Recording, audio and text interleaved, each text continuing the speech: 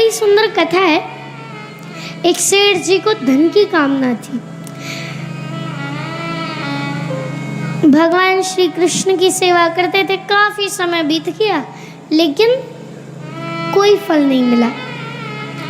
अब उन्होंने कहा, महाराज जी कृष्ण की सेवा करने से, भगवान श्री कृष्ण की सेवा करने से तो कुछ है ना रहो, अब मैं क्या करूं। गए एक साधु ब्राह्मण जी के पास, बोले महाराज आपने हमें कृष्ण जी के बारे में बताया था लेकिन उनसे तो काम ही ना बन रहा। तो बोले देखो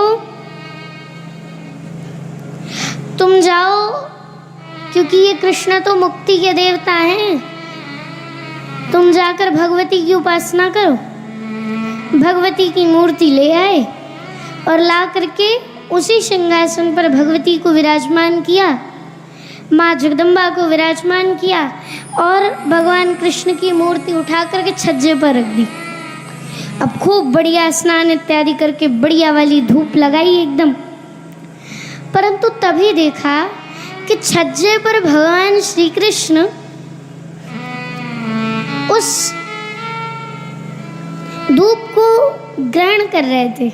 उसके मन में ऐसा भाव आया, देखो देखो मैंने तो ये धूप माता रानी के लिए लगाई थी, ये भगवान कृष्ण सब झूठी कर देंगे।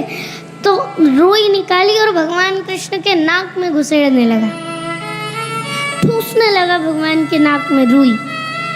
वैसे जैसे ही उसने रुई ठूसना प्रारंभ किया, सोई भगवान प्रकट हो गए। बोले अब सेठ जी भगवान को देखते रह गए। सेठ जी ने थोड़ी देर बाद पूछा, प्रभु मैं इतने दिवस से आपकी सेवा कर रहा था, अभी तक आपने हमें दर्शन नहीं दिए।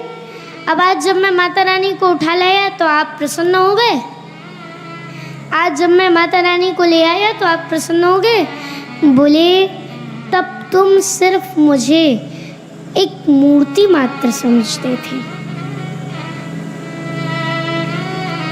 आज तुमने मेरे अंदर चैतन्य स्वरूप देखा, इसलिए मैं तुम पर प्रसन्न हूँ।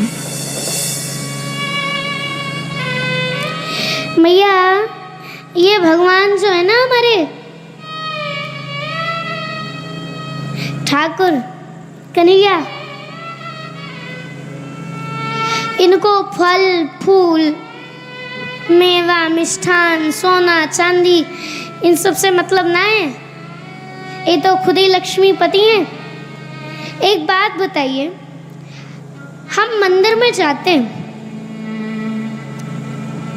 अब कई भक्त होते हैं जो सोचते हैं कि हम दे तो दें, लेकिन हम क्या दें, जो भी हमें मिला है वो तो इन्हीं से मिला है, तो हम दे भी तो क्या दें। अब भगवान ने कहा एक बात बताओ, एक भक्त से भगवान ने कहा हमारा जन्म दिवस आने वाला है, तुम हमें क्या उपहार दोगे। तो बोले प्रभु हम आपको दे ही क्या, हमारे पास जो आता है आपके ससुराल से ही तो आता है, सागर से ही तो आता है, आपकी पत्नी जी से, आपकी लक्ष्मी माँ से ही तो आता है। तो जब सब आपके ससुराल में है ही तो हम आपको दे दें क्या। भगवान ने कहा थोड़ा विचार करो, अब मेरा जन्मदिवस आने वाला है, उपहार तो मैं लूँगा। बोले ठीक है प्रभु।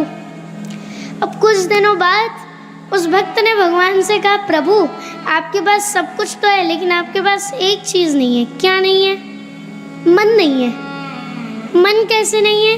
क्योंकि जब आपका विवाह जानकी जी से हुआ था तो आपका मन जानकी जी ने चुरा लिया था, इसलिए आपके पास मन नहीं है। तो हम एक काम करते हैं, आपको अपना मन ही समर्पित कर देते हैं।